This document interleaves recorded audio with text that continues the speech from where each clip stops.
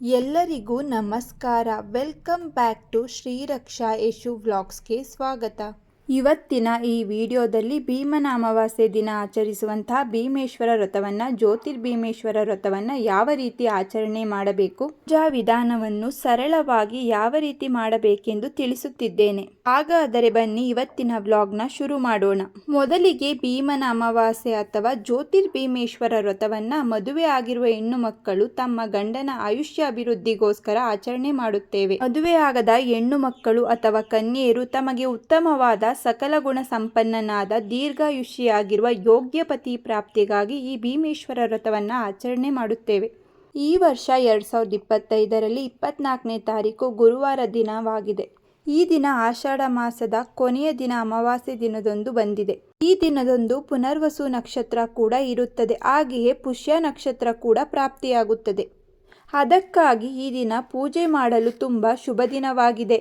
ಇಷ್ಟು ಒಳ್ಳೆಯ ಯೋಗದಲ್ಲಿ ಬಂದಿರುವ ಭೀಮನ ಅಮಾವಾಸ್ಯೆಯ ದಿನ ಜ್ಯೋತಿರ್ಭೀಮೇಶ್ವರ ಪೂಜೆಯನ್ನು ಮಾಡುವುದು ತುಂಬಾನೇ ಒಳ್ಳೆಯದು. ಆದ್ದರಿಂದ ಪ್ರತಿಯೊಬ್ಬ ಹೆಣ್ಣು ಮಗಳು ಜ್ಯೋತಿರ್ಭೀಮೇಶ್ವರ ಪೂಜೆಯನ್ನು ಮಾಡಿ. ನಿಮ್ಮ ಪತಿಯ ಉನ್ನತಿಗಾಗಿ ಪೂಜೆ ಮಾಡುವುದರಿಂದ ನಿಮ್ಮ ಇಷ್ಟಾರ್ಥ ಸಿದ್ಧಿಯಾಗುತ್ತದೆ. ಈ ದಿನ ರಾಹುಕಾಲವೊಂದನ್ನು ಬಿಟ್ಟು ಇನ್ನು ಉಳಿದ ಸಮಯದಲ್ಲಿ ಪೂಜೆ ಮಾಡಬಹುದು. ಇವತ್ತು ಜ್ಯೋತಿರ್ಭೀಮೇಶ್ವರ ವ್ರತವನ್ನು ಹೆಣ್ಣು ಮಕ್ಕಳು ಹೇಗೆ ಮಾಡುವುದು ಎಂದು ತಿಳಿಸಿಕೊಡುತ್ತಿದ್ದೇನೆ. ಈ ವ್ರತವನ್ನು ಶಿವ ಮತ್ತು ಪಾರ್ವತಿ ದೇವಿಗೆ ಮಾಡುವಂಥದ್ದು. ಜೋಡಿ ಸ್ತಂಭ ದೀಪಗಳನ್ನೇ ಶಿವ ಮತ್ತು ಪಾರ್ವತಿ ದೇವಿ ಎಂದು ಭಾವಿಸಿ ಮಾಡುವ ಪೂಜೆ ಇದು. ನಾವು ಮಾಡುವ ಪೂಜೆಯಲ್ಲಿ ಶಕ್ತಿಗೆ ಲೋಪವಿಲ್ಲದಂತೆ ಪೂಜೆಯನ್ನು ಮಾಡಬೇಕು. ಆಗ ಮಾತ್ರ ನಮಗೆ ಶಾಸ್ತ್ರದಲ್ಲಿ ಹೇಳಿದ ಹಾಗೆ ಪೂರ್ಣ ಫಲ ದೊರೆಯುತ್ತದೆ. ಹಾಗೆಯೇ ನಾವು ಮಾಡುವ ಪೂಜೆಯಲ್ಲಿ ಭಕ್ತಿ, ಶ್ರದ್ಧೆ, ನಂಬಿಕೆ ಇರಬೇಕು. ಆಗ ಮಾತ್ರ ನಾವು ಭಕ್ತಿಯಿಂದ ಮಾಡಿದ ಪೂಜೆಗೆ ಪೂರ್ಣ ಫಲ ಸಿದ್ಧಿಯಾಗುತ್ತದೆ. ಇನ್ನು ಜ್ಯೋತಿರ್ಭೀಮೇಶ್ವರ ವ್ರತವನ್ನು ಹೇಗೆ ಮಾಡುವುದು ಎಂದು ತಿಳಿಯೋಣ. ಇನ್ನು ಭೀಮನ ಅಮಾವಾಸ್ಯೆ ದಿನ ಬೆಳಿಗ್ಗೆ ಬೇಗನೆ ಎದ್ದು ಮನೆಯನ್ನು ಸ್ವಚ್ಛಗೊಳಿಸಿಕೊಳ್ಳಬೇಕು. ರಂಗೋಲಿ ಎಲ್ಲವನ್ನು ಬಿಟ್ಟು ಸಿದ್ಧ ಮಾಡಿಕೊಳ್ಳಬೇಕು. ಮಹಿಳೆಯರು ತಲೆಗೆ ಎಣ್ಣೆ ಮತ್ತು ಅರಿಶಿನವನ್ನು ಹಚ್ಚಿಕೊಂಡು ಮಂಗಳ ಸ್ನಾನವನ್ನು ಮಾಡಬೇಕು. ಜ್ಯೋತಿರ್ಭೀಮೇಶ್ವರ ವ್ರತ ಮಾಡಲು ನೀವು ಬೆಳಿಗ್ಗೆಯಿಂದ ಉಪವಾಸ ಇದ್ದು ಸಂಜೆಯ ಸಮಯದಲ್ಲಿ ಪೂಜೆ ಮಾಡಬಹುದು ಅಥವಾ ಬೆಳಿಗ್ಗೆ ಬೇಗನೆ ಪೂಜೆ ಮಾಡಬಹುದು. ಉಪವಾಸ ಮಾಡಲೇಬೇಕೆಂದೇನಿಲ್ಲ. ಉಪವಾಸ ಎಂಬುದು ನಿಮ್ಮ ಇಷ್ಟಕ್ಕೆ ಬಿಟ್ಟಿದ್ದು. ಉಪವಾಸ ಇದ್ದು ಪೂಜೆ ಮಾಡುತ್ತೇನೆ ಎಂದರೆ ಖಂಡಿತವಾಗಿಯೂ ಮಾಡಬಹುದು. ಉಪವಾಸ ಇಲ್ಲದೆ ಕೂಡ ವ್ರತವನ್ನು ಮಾಡಬಹುದು. ಮಂಗಳ ಸ್ನಾನ ಮಾಡಿದ ನಂತರ ಶುಚಿಯಾದ ಬಟ್ಟೆಯನ್ನು ತೊಟ್ಟು ದೇವರ ಮನೆಗೆ ಬಂದು ನಮ್ಮ ಕುಲದೇವರಿಗೆ ಮೊದಲು ಪೂಜೆಯನ್ನು ಮಾಡಿ ಮುಗಿಸಬೇಕು. ನಂತರ ಭೀಮನ ಅಮಾವಾಸ್ಯೆ ಜ್ಯೋತಿರ್ಭೀಮೇಶ್ವರ ವ್ರತವನ್ನು ಮಾಡಲು ಬೇಕಾದಂತಹ ಪೂಜಾ ಸಾಮಗ್ರಿಗಳನ್ನು ಸಿದ್ಧಪಡಿಸಿಕೊಳ್ಳಬೇಕು. ಪೂಜಾ ಸಾಮಗ್ರಿಗಳನ್ನು ಮೊದಲೇ ತಯಾರಿ ಮಾಡಿಕೊಳ್ಳುವುದರಿಂದ ಒಮ್ಮೆ ಪೂಜೆಗೆ ಕುಳಿತುಕೊಂಡ ಮತ್ತೆ ಮೇಲೆ ಏಳಬಾರದು. ಆದ್ದರಿಂದ ಈ ರೀತಿ ತಯಾರಿ ಮಾಡಿಕೊಳ್ಳಬೇಕು.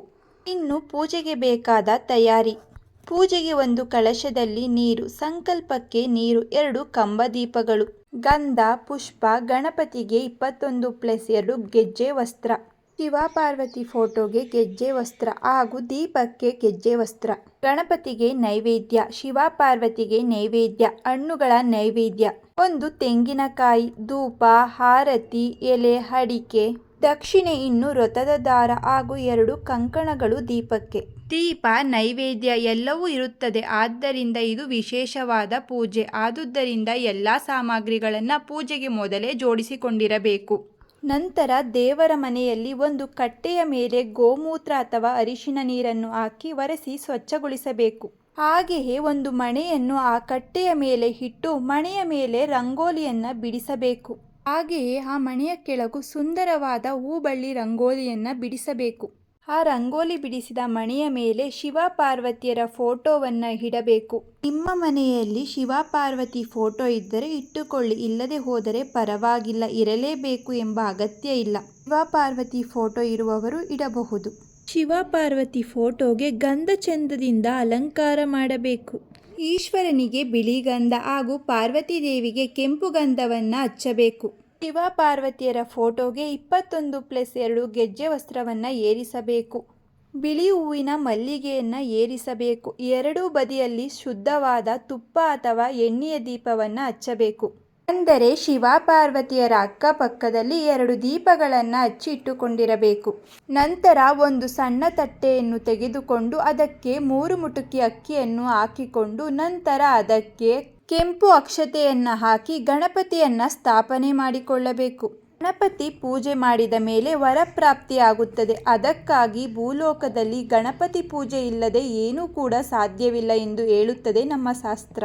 ಈ ರೀತಿಯಾಗಿ ದೇವರ ಬಲಭಾಗದಲ್ಲಿ ಗಣಪತಿ ವಿಗ್ರಹ ಅಥವಾ ಗಣಪತಿ ವಿಗ್ರಹ ಇಲ್ಲವಾದರೆ ಒಂದು ಅಡಿಕೆ ಬೆಟ್ಟ ಇಟ್ಟರೂ ನಡೆಯುತ್ತದೆ. ಗಣಪತಿ ವಿಗ್ರಹವನ್ನ ಪೂಜೆಗೆ ಇಟ್ಟುಕೊಳ್ಳಬೇಕು. ಮತ್ತೊಂದು ತಟ್ಟೆಯಲ್ಲಿ ಅಕ್ಕಿಯನ್ನ ತೆಗೆದುಕೊಳ್ಳಬೇಕು. ಆ ಅಕ್ಕಿಯನ್ನು ಸಮದಟ್ಟಾಗಿ ಮಾಡಿಕೊಳ್ಳಬೇಕು. ಆ ಅಕ್ಕಿಯ ಮೇಲೆ ಓಂ ಶ್ರೀ ಸ್ವಸ್ತಿಕ್ ಎಂಬ ಬೀಜಾಕ್ಷರಿ ಮಂತ್ರಗಳನ್ನು ಅರಿಶಿನ ಕೊಂಬು ಅಥವಾ ನಿಮ್ಮ ಉಂಗುರದ ಬೆರಳಿನ ಸಹಾಯದಿಂದ ಬರೆಯಬೇಕು. ಬರೆದುಕೊಂಡು ಅನಂತರ ಅದಕ್ಕೆ ಕೆಂಪು ಅಕ್ಷತೆ, ಅರಿಶಿನ, ಕುಂಕುಮವನ್ನು ಅರ್ಪಣೆ ಮಾಡಬೇಕು. ಆ ತಟ್ಟೆಯಲ್ಲಿ ಈಗ ಶಿವ ಪಾರ್ವತಿಯರ ರೂಪವಾದ 2 ಜ್ಯೋತಿ ಸ್ತಂಭ ದೀಪಗಳನ್ನು ಹಚ್ಚಿಟ್ಟುಕೊಳ್ಳಬೇಕು. ಮೊದಲು ಬಲಭಾಗದಲ್ಲಿ ದೀಪವನ್ನು ಇಡಬೇಕು. ನಂತರ ಎಡಭಾಗದಲ್ಲಿ ದೀಪವನ್ನು ಸಮನಾಗಿ ಇಟ್ಟುಕೊಳ್ಳಬೇಕು. 2 ದೀಪಗಳನ್ನು ಸಮನಾಗಿ ಜೋಡಿಸಿಕೊಳ್ಳಬೇಕು. ನಂತರ 2 ದೀಪಗಳು ಸಮನಾಗಿರಬೇಕು. ಹಾಗೆಯೇ 2 ದೀಪಗಳಲ್ಲಿ ಒಂದೇ ರೀತಿಯ ತುಪ್ಪ ಅಥವಾ ಎಣ್ಣೆಯನ್ನು ಸಮ ಪ್ರಮಾಣದಲ್ಲಿ ಸೇರಿಸಿ ದೀಪಗಳನ್ನು ಪೂರ್ಣ ಇಡೀ ದಿನ ಶಾಂತವಾಗದ ರೀತಿ ನೋಡಿಕೊಳ್ಳಬೇಕು. ಈ ರೀತಿ ಆ ಅಕ್ಕಿಯ ಮೇಲೆ ದೀಪಗಳನ್ನು ಸ್ಥಾಪನೆ ಮಾಡಬೇಕು. ಈ ರೀತಿಯಾಗಿ ಪೂಜೆಗೆ ಎಲ್ಲ ಸಿದ್ಧತೆಯನ್ನು ಮಾಡಿಕೊಂಡು ಹೀಗೆ ಮೊದಲಿಗೆ ಸಂಕಲ್ಪ ಮಾಡಿಕೊಳ್ಳಬೇಕು. ನಿಮ್ಮ ಕುಲದೇವರನ್ನ ಸ್ಮರಣೆ ಮಾಡಿಕೊಂಡು ಹಾಗೆಯೇ ಗಣಪತಿಯನ್ನು ಸ್ಮರಣೆ ಮಾಡಿಕೊಳ್ಳಬೇಕು. ಮತ್ತು ಗುರು ಹಿರಿಯರನ್ನ ಸ್ಮರಣೆ ಮಾಡಿ ನಮ್ಮ ಅಂಗೈಯಲ್ಲಿ ಸ್ವಲ್ಪ ಅಕ್ಷತೆ, 1 ಅಡಿಕೆ ಬೆಟ್ಟ, 1 ನಾಣ್ಯ, 1 ಹೂವನ್ನು ಇಟ್ಟುಕೊಂಡು ಆ ದಿನದ ನಕ್ಷತ್ರ, ಶುಭ ಯೋಗ, ಶುಭ ತಿಥಿ, ವಾರ ಎಲ್ಲವನ್ನು ಹೇಳಿಕೊಂಡು ಜೊತೆಗೆ ನಮ್ಮ ರಾಶಿ, ನಕ್ಷತ್ರ, ಗೋತ್ರ, ಹೆಸರು ಮತ್ತು ನಮ್ಮ ಇಷ್ಟಾರ್ಥವನ್ನ ಹೇಳಿಕೊಳ್ಳಬೇಕು. ಜೊತೆಗೆ ಶಿವ ಹಾಗೂ ಪಾರ್ವತಿಯನ್ನು ನನ್ನ ಸೌಮಂಗಲ್ಯತನ ಶಾಶ್ವತವಾಗಿರಲಿ, ನನ್ನ ಗಂಡನ ಆಯಸ್ಸು ವೃದ್ಧಿಯಾಗಲಿ ಎಂದು ಜೋಡಿ ದೀಪಗಳನ್ನ ಅಂದರೆ ಶಿವ ಪಾರ್ವತಿಯರನ್ನ ಪ್ರಾರ್ಥನೆ ಮಾಡಿಕೊಳ್ಳಬೇಕು. ಈ ರೀತಿ ಸಂಕಲ್ಪ ಮಾಡಿ ಒಂದು ತಟ್ಟೆಯಲ್ಲಿ ನೀರು ಹಾಕಿ ಬಿಡಬೇಕು. ನಂತರ ಪೂಜೆಗೆ ಇಟ್ಟಿರುವ ಕಳಸಕ್ಕೆ ಗಂಧ, ಅಕ್ಷತೆ, ಅರಿಶಿನ, ಕುಂಕುಮ, ಹೂವು ಇಟ್ಟು ಪೂಜೆ ಮಾಡಿಕೊಳ್ಳಬೇಕು. ಮೊದಲಿಗೆ ಗಣಪತಿ ಪೂಜೆಯನ್ನು ಮಾಡಿಕೊಂಡ ನಂತರ ಜೋಡಿ ದೀಪಗಳ ಪೂಜೆಯನ್ನ ಆರಂಭ ಮಾಡಬೇಕು. ಈಗ ಪ್ರಥಮವಾಗಿ ಗಣಪತಿ ಪೂಜೆಯನ್ನ ಮಾಡಿಕೊಳ್ಳೋಣ. ಅಕ್ಕಿಯ ಮೇಲಿಟ್ಟಿರುವ ಗಣಪತಿಯನ್ನು ಮನಸ್ಸಿನಲ್ಲಿ ಸ್ಮರಣೆ ಮಾಡಿಕೊಂಡು ಆಹ್ವಾನ ಮಾಡಿ ಶುದ್ಧೋದಕ ಸ್ನಾನವನ್ನ ಮಾಡಿ ಪಂಚಾಮೃತ ಸ್ನಾನವನ್ನ ಮಾಡಿಸಿ ಹೆಜ್ಜೆ ವಸ್ತ್ರವನ್ನು ಏರಿಸಿ ಗಂಧವನ್ನ ಹಚ್ಚಿ ಅರಿಶಿಣ, ಕುಂಕುಮ, ಹೂವು, ಅಕ್ಷತೆ, ಹಣ್ಣನ್ನ ಇಟ್ಟು 21 ಗರಿಗೆಗಳನ್ನು ಇಡುತ್ತಾ ನಮಸ್ಕಾರ ಮಾಡಬೇಕು. ನಾವು ಮಾಡುವ ಈ ಪೂಜೆಯಲ್ಲಿ ಯಾವುದೇ ವಿಘ್ನ ಬರದೇ ಇರಲಿ ಎಂದು ಗಣಪತಿಯಲ್ಲಿ ಪ್ರಾರ್ಥನೆಯನ್ನ ಮಾಡಿಕೊಂಡು ಮೊದಲಿಗೆ ಗಣಪತಿ ಪೂಜೆಯನ್ನ ಸರಳವಾದ ಮಂತ್ರಗಳಿಂದ ಹೇಳಿ ಗಣಪತಿ ಪೂಜೆಯನ್ನ ಸಲ್ಲಿಸಬೇಕು. ಗಣೇಶನಿಗೆ ಶ್ಲೋಕ: ವಕ್ರತುಂಡ ಮಹಾಕಾಯ ಕೋಟಿ ಸೂರ್ಯ ಸಮಪ್ರಭ ನಿರ್ವಿಘ್ನಂ ಕುರು ಮೇ ದೇವ ಸರ್ವಕಾರ್ಯೇಷು ಸರ್ವದಾ. ದೀಪವನ್ನ ಸಮರ್ಪಣೆ ಮಾಡಬೇಕು. ಹಣ್ಣು ತಾಂಬೂಲವನ್ನ ಸಮರ್ಪಣೆ ಮಾಡಿ ಧೂಪದಿಂದ ಪೂಜೆ ಮಾಡಬೇಕು. ಗಣಪತಿಗೆ ಕೊಬ್ಬರಿ ಮತ್ತು ಬೆಲ್ಲವನ್ನ ನೈವೇದ್ಯ ಸಮರ್ಪಣೆ ಮಾಡಬೇಕು. ಅನಂತರ ಜೋಡಿ ದೀಪಗಳ ಪೂಜೆಯನ್ನ ಪ್ರಾರಂಭ ಮಾಡೋಣ. ಬಲಗೈಯಿಂದ ಈ 2 ದೀಪಗಳನ್ನ ಮುಟ್ಟಿ ಶಿವ ಪಾರ್ವತಿ ದೇವರ ಆಹ್ವಾನ ಮಾಡಿ ಅಕ್ಷತೆ ಹಾಕಬೇಕು. ಸ್ತಂಭ ದೀಪಕ್ಕೆ 1 ಹೂವನ್ನು ತೆಗೆದುಕೊಂಡು ಕಳಶದ ನೀರಿನಿಂದ ಆ ಹೂವನ್ನು ಅದ್ದಿ ದೀಪದ ಕೆಳಗೆ ಸ್ನಾನೀಯಂ ಎಂದು ಆ ಹೂವನ್ನು ಅಲ್ಲೇ ಇಡಬೇಕು. ನಂತರ ಮತ್ತೊಂದು ಹೂವಿನಿಂದ ಪಂಚಾಮೃತ ಸ್ನಾನವನ್ನ ಮಾಡಿಸಬೇಕು. ಮತ್ತೊಂದು ಹೂವಿನಿಂದ ಶುದ್ಧೋದಕ ಸ್ನಾನ ಮಾಡಿಸಬೇಕು. ದೀಪಕ್ಕೆ ಗೆಜ್ಜೆ ವಸ್ತ್ರವನ್ನ ಏರಿಸಬೇಕು. ಇನ್ನು ದೀಪಸ್ತಂಭದ ಬಲಭಾಗದಲ್ಲಿ ಶಿವನಿಗೆ ಬಿಳಿ ಗಂಧ ಏರಿಸಬೇಕು. ಎಡಭಾಗದಲ್ಲಿ ಪಾರ್ವತಿ ದೇವಿಗೆ ಕೆಂಪು ಗಂಧವನ್ನ ಏರಿಸಬೇಕು. 2 ದೀಪಗಳನ್ನ ನಾವು ಸಾಕ್ಷಾತ್ ಶಿವ ಹಾಗೂ ಪಾರ್ವತಿ ಎಂದು ಭಾವಿಸಿ ಪೂಜೆ ಮಾಡುವಂತದ್ದು. ಹಾಗಾಗಿ 2 ದೀಪಗಳಿಗೆ 2 ಅರಿಶಿಣದ ಕೊನೆಯನ್ನ ಕಟ್ಟಬೇಕು. ಜೋಡಿ ದೀಪಕ್ಕೆ ಅರಿಶಿಣ, ಕುಂಕುಮ, ಅಕ್ಷತೆಯನ್ನು ಹಾಕಬೇಕು. ಹಾಗೆ ಹೂವು, ಪತ್ರೆಯನ್ನ ಸಮರ್ಪಣೆ ಮಾಡಬೇಕು.